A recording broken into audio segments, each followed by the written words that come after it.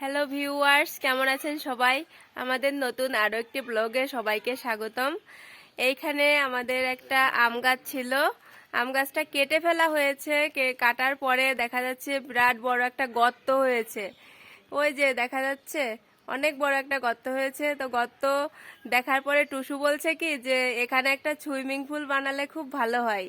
তো আমরা সেই প্রস্তুতি নিচ্ছি এখন। এই যে আপনাদের দাদা ভাই সেই প্রস্তুতি নিচ্ছে, গর্তটা আরো সুন্দর করে কাটছে। পুরো প্রক্রিয়া আপনাদেরকে দেখাবো, আর আমরা এখানে কেমন করব, মজা করব, কিভাবে কি করব সবকিছু আপনাদের সাথে শেয়ার করব। টুসু, তুমি কি করছো ওখানে? ও, তুমি শামুকগুলো পরিষ্কার করছো? জায়গাটা রিসাইজ করে আয়তাকার করে ফেললাম। টুসু তো অনেক অনেক আনন্দিত। তোমার নতুন পুকুর কেমন হয়েছে? খুব সুন্দর লাগছে। নামো। পুকুরে জল দেওয়ার আগে আমি একটু নেমে দেখলাম, আমার খুব ভালো লাগছে। আমি এখানে সাঁতরাতে চেয়েছিলাম, আমার বাবা বলল এতটুকু জায়গায় সাঁতরানো যায় না। আমি একটু বসে দেখলাম কতটা গভীর হয়েছে। আমার মা এখন জল দিয়ে পুকুরটা ভরে নিচ্ছে। কত জল হয়েছে টুসু?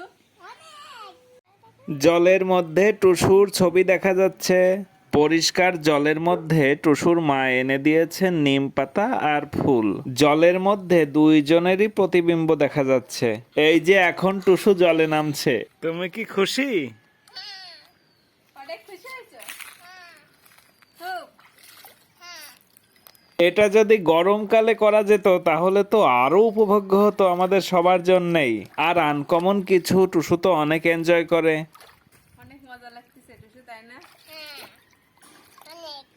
ছোট ছোট কাজের মধ্যেও এমন অনেক আনন্দ থাকে। আমাদের ছোট্ট সুইমিং পুল। সাধ্যের মধ্যে এমন মজার কিছু করতে আমারও খুব ভালো লাগে। এইগুলো স্মৃতি হয়ে রয়ে যাবে। জলের খেলা অনেক মজা না টুসু? খুব ভালো লাগে। না না, পড়ে যাবো পড়ে যাবো। আগে আগে আমরা এগুলো খেলে নিই। এই দেখো কি মজা, দারুণ লাগতেছে তাই না টুসু? আমার তো অনেক মজা হচ্ছে। তাকাও, সবাইকে বাই বলো।